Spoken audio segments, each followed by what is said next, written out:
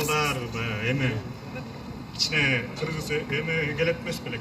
Кызыл канды уракка алдырбай өзүбүздү тынч алып аман эсен болуп эле ошо мекенибизге кайталы. Аманчылык болсун. Азыр аткарып турган Элмебек Иманалиев жалгыздыктан коштошду. Балли.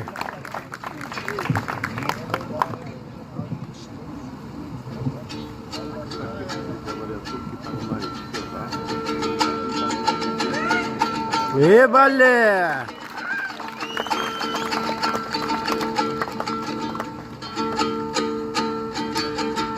Жамалы белең берметтин, жабыркап жүрөк дегдеттин,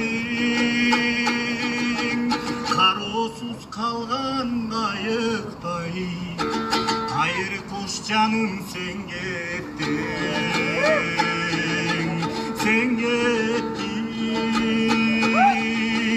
карап кайрадан сени санап, күттүм, жалжалым жалгыздыктан эй жада күттүм.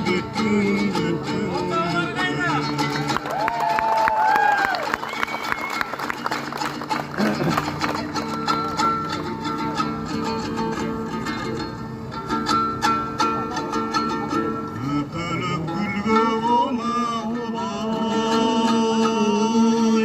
ay gönlüm sızdap dolağılay. Hoş desem canım aylam çok, hoş emi canım sen gittin, sen gittin. Karap kayradan seni sanap, güttüm,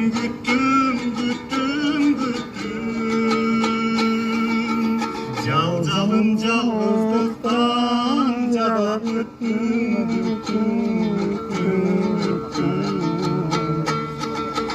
мен сенден ушунчалык таза күттүм.